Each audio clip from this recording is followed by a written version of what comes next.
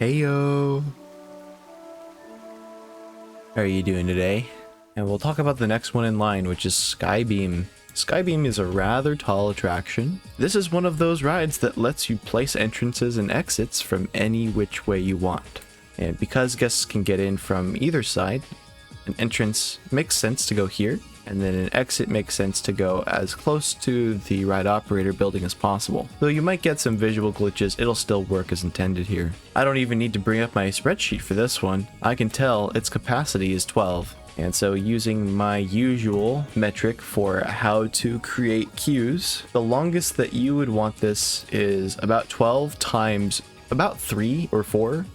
Depending on how popular the ride is. I think it's relatively popular, so about 3 is okay. So we'll get 2 lengths here, then 2 lengths here. As a bit of a refresher, each square of path, when it is entrance queue path, can hold about, I'd like to say 7 guests at a time.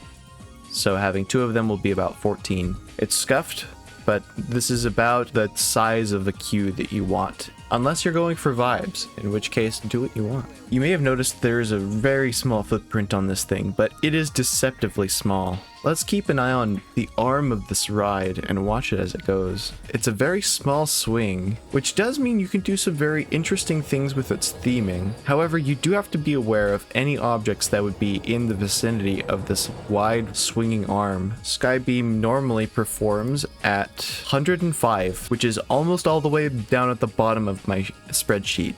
For reference, there are only 5 ride sequences on my spreadsheet that are worse than this, which means that it is pretty bad. It only makes 96 cents per second from guests. Even though it'll be marginally better, it can still improve quite a bit, by about 150%. So its ride sequencing only shows 3 instances of swing. Let's talk about ways that we can improve this. We'll bring it all the way out to 7 ride sequences, start with a half swing, and then have it full swing until the last one, which is again a half swing. We see the prestige has jumped up to 360, which is above the threshold for it to be classic, which can really matter if you want to see guests riding this regularly. Let's talk about its stats. Kind of middle of the road for each of these.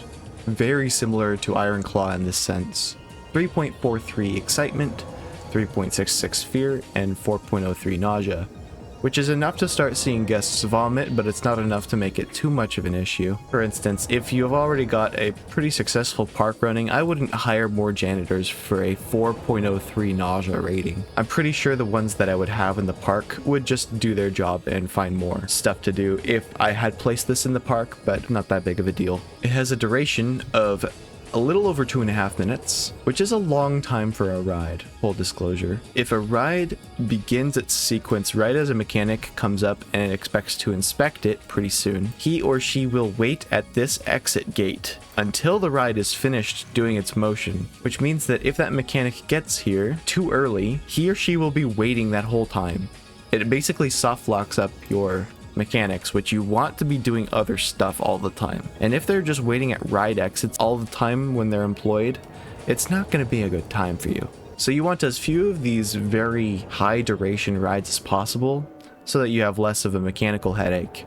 Alternatively, just hire more mechanics, I guess. It's really that simple. Regarding its bargain pricing, comes up to about 18.74. Seeing as it has only one major arm, twinning isn't exactly a thing for this ride. Rotational symmetry might help in some cases, but there's not really a whole lot of potential here for making a unique ride skin very efficiently, I would say. Twinning and mirroring is really important for rides like Grand Carousel or Teacups. Not here. All you have to do is decal the arm, and then decal the stand that it's coming off of.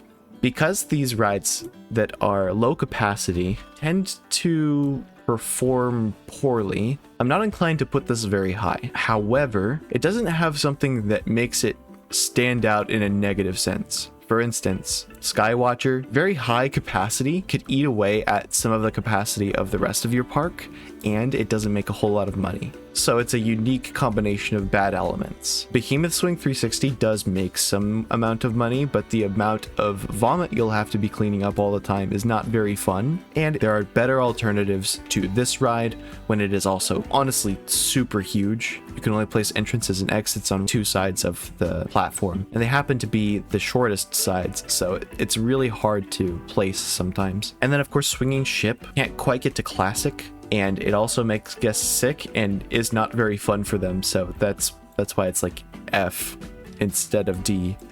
But it's all kind of in the 1-star category. I personally don't think that Skybeam is all that bad in comparison. It does make some money. It's not going to be a lot. You'll be placing this ride in to pad out some of the stats for the rest of your park. For instance, there's a theory of ride placement and park loading that I'm going to call capacity management. Capacity management is basically the idea that building a lot of really small rides in your park with decent ride times can basically front load a lot of the interest that you get in your park and funnel more of the guests that are coming through to your more high capacity and high throughput rides. Those matter a lot. So rides like Skybeam can act as filler, essentially. I'm willing to say that this ride does have a reason to exist in any scenario. I think 2-star is decent. Anytime I'm not entirely sure whether or not I should put it higher or lower, I think it ends up in C. I'm not going to be placing Skybeam on purpose because it doesn't make a whole lot of money. It's not going to be a leader in any way, shape, or form,